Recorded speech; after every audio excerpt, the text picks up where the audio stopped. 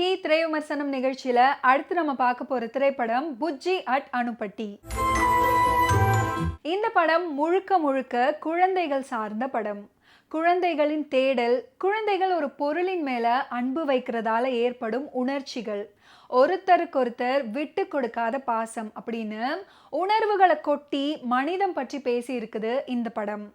கவிலையா creation சார்பா Ram Kandasamy produce பண்ணியிருக்கிற இந்த படத்துல கமல்குமார், நக்கலைட்ஸ் வைத்தீஸ்வரி, கார்த்திக் விஜய், பிரணீதி சிவசங்கரன், நக்கலைட்ஸ் ராம்குமார், லாவண்யா கண்மணி, நக்கலைட்ஸ் மீனா, வரதராஜன் இவங்கெல்லாம் அந்த படத்தில் நடிச்சிருக்காங்க. கார்த்திக் ராஜா மியூசிக் பண்ணியிருக்கிற இந்த படத்துக்கு அருண்மொழி சோழன் சினிமோட்டோகிராஃபி பண்ணியிருக்காரு. ராம் கந்தசாமி இந்த படத்தை டைரக்ட் பண்ணியிருக்காரு.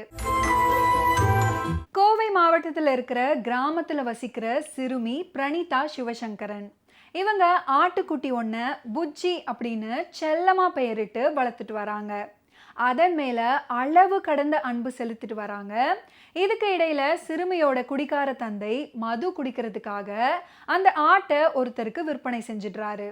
பரிதவித்து போறாங்க குழந்தைகளான பிரணீதியும் அவளோட அண்ணன் கார்த்திக் விஜயும்.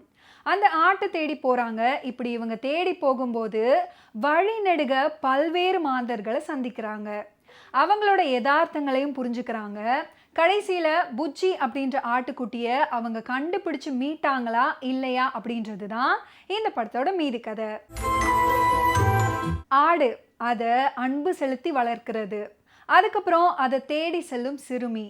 இவங்களுக்கு ஆடு கிடைச்சிடுமா அப்படின்ற எதிர்பார்ப்பு படத்தை இன்னும் சுவாரஸ்யமாக நகர்த்திட்டு போகிறது மட்டும் இல்லாமல் அதை ரசிக்கிற மாதிரி திரைக்கதை அமைச்சு கொடுத்துருக்காரு இந்த படத்தோட இயக்குனர் ராம் கந்தசாமி.